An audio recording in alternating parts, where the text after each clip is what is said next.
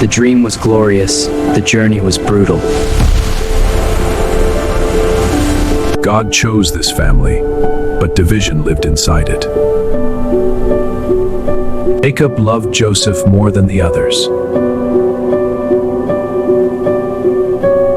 Love became visible. Favor can look like rejection to others. Joseph spoke truth, even when it hurt. Hatred doesn't grow overnight. Then came the first dream.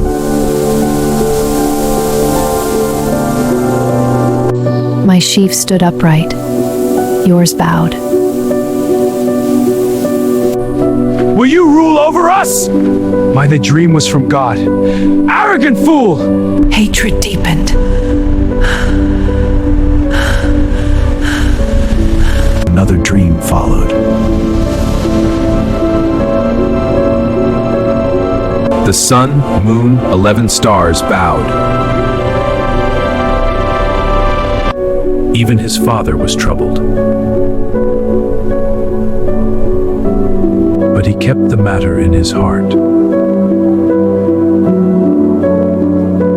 Joseph did not understand. Dreams are invitations to battles. Brothers, his weakness is our chance. His brothers saw opportunity. We must act now. Joseph walked toward them alone. They saw him coming. Here comes the dreamer.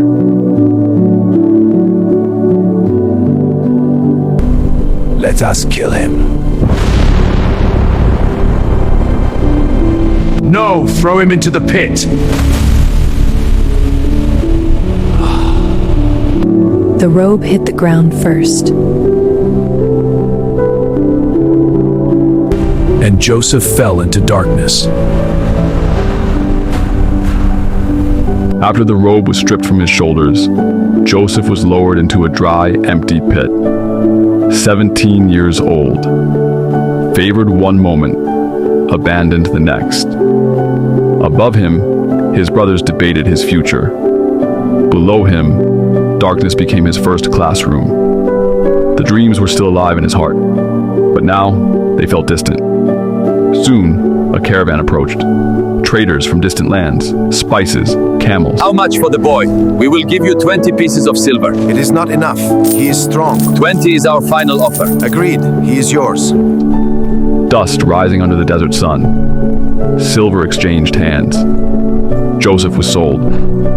Not because he sinned, not because he failed, but because others hated what God placed on him.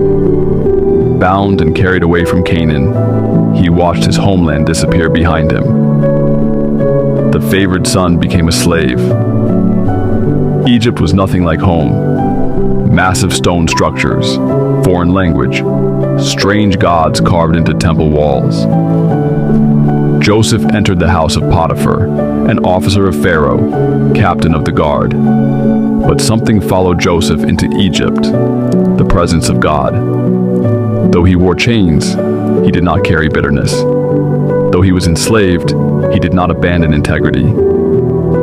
Joseph worked faithfully, diligently, quietly, and the Lord made everything he touched prosper.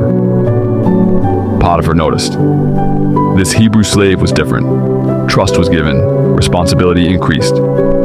Soon, Joseph managed the entire household, from pit to leadership again.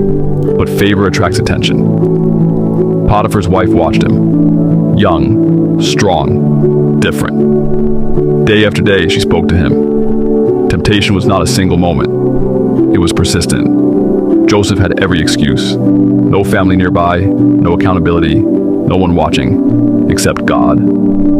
How could I do such wickedness, he thought, and sin against God? One day the house was empty. She grabbed his garment, but Joseph ran. He left the cloth behind, but kept his character. False accusations followed. Lies spread quickly in powerful houses. The faithful servant became a prisoner. Chains again, darkness again, silence again. But the presence of God did not leave him. The prison keeper noticed something familiar. Even in confinement, Joseph carried peace. Responsibility returned. Trust returned. He served other prisoners, including 2 officials of Pharaoh. Dreams returned. And once again, Joseph chose to give God the glory. The cupbearer was restored. The baker was executed. Just as Joseph said. Before the cupbearer left, Joseph asked one thing: "Remember me." But when freedom came for the cupbearer, Joseph was forgotten. 2 more years passed. No spotlight, no applause, no justice, just faith. Because sometimes God develops kings in prisons before he places them on thrones. 2 full years passed. 2 years of silence. 2 years of waiting. 2 years of being forgotten. In the palace of Egypt, Pharaoh began to dream. He stood beside the Nile River. 7 healthy cows rose from the water, strong and well-fed. Then 7 thin, sickly cows emerged, and the thin cows devoured the strong ones. Pharaoh woke in distress, but sleep returned. This time he saw 7 heads of grain, full and golden. Then 7 thin, scorched heads appeared, and the thin swallowed the full. Morning came, but peace did not. Pharaoh summoned magicians, wise men, interpreters. None could explain the dreams. The court was silent. Then the cupbearer remembered. A Hebrew prisoner. A young man who interpreted dreams in confinement. Joseph. Guards were sent immediately. Chains were removed. He was shaved according to Egyptian custom. Washed. Given clean linen garments. And brought before Pharaoh. The throne room was vast. Columns tall. Gold shining. Power everywhere. Joseph stood, once forgotten, now summoned. Pharaoh spoke of his troubling dreams. Joseph answered calmly, "It is not in me. God will give Pharaoh the answer." He did not take credit. He did not promote himself.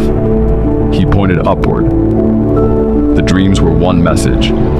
7 years of abundance were coming. Egypt would prosper beyond measure. But after them would come 7 years of severe famine. The abundance would be forgotten. The land would suffer. Joseph did not stop at interpretation. He offered wisdom. Appoint a wise administrator. Store grain during the years of plenty. Prepare for the famine. The court listened. Pharaoh observed the young Hebrew carefully.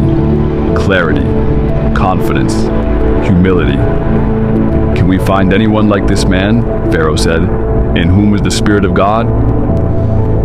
In a single moment, everything shifted. The royal signet ring was removed from Pharaoh's hand and placed on Joseph's finger. Fine linen replaced prison garments. A gold chain rested on his neck. The prisoner became governor, second only to Pharaoh. Chariots announced his authority. People bowed as he passed. The years of abundance came. Fields overflowed. Grain filled storehouses beyond counting. Joseph organized everything with wisdom and discipline. Then the famine began. The sky hardened. The earth cracked. Crops failed. But Egypt had food because a prisoner had listened to God. And when the world came to Egypt seeking bread, they did not yet know they were coming to Joseph. The blessings of the Lord be upon this city. The famine spread beyond Egypt. Crops failed across lands. In Canaan, Jacob's household began to feel it. Food grew scarce. Livestock weakened. The sons who once stood strong now faced hunger. Jacob heard that grain was being sold in Egypt, so he sent his sons to buy food. All except Benjamin. The memory of Joseph still haunted him. The brothers journeyed south, across desert roads they once used for trade. They did not know. They were walking toward prophecy. Egypt was prepared. Granaries full. Guards stationed. order maintained, and in charge of it all. Joseph, second in command of Egypt, dressed in fine linen, gold chain at his neck, authority in his voice. When the brothers entered the court, they bowed before him, faces to the ground. The dream returned, stars lowering. It was happening, and they did not recognize him. Time had changed him.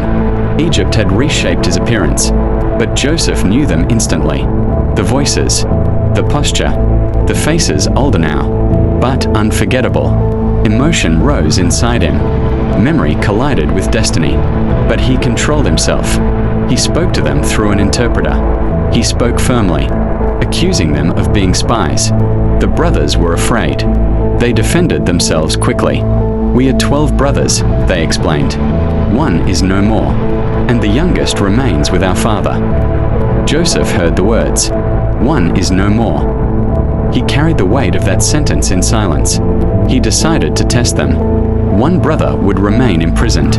The rest would return home with grain. But they must bring the youngest brother back, Benjamin. The sons looked at each other in fear, and guilt surfaced. "We are being punished," they whispered. This happened because of Joseph. They did not know he understood every word.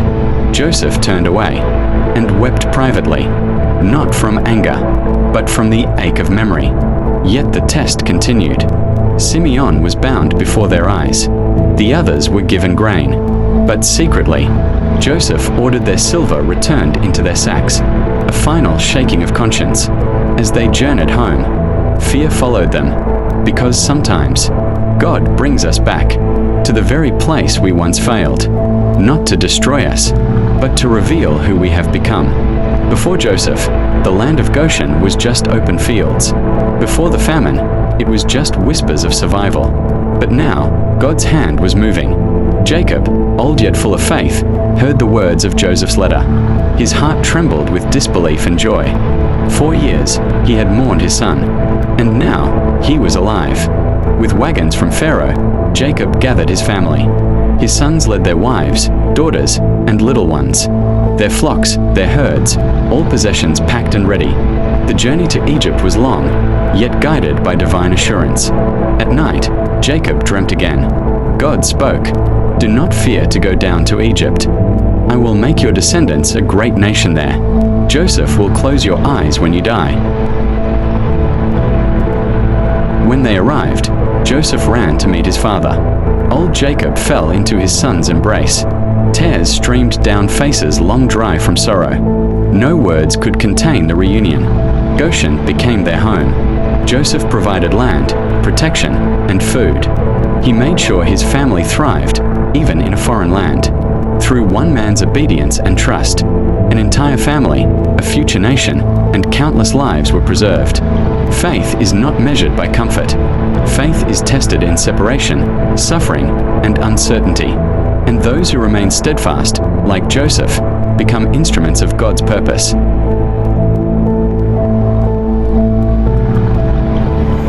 What did your soul gain from this journey?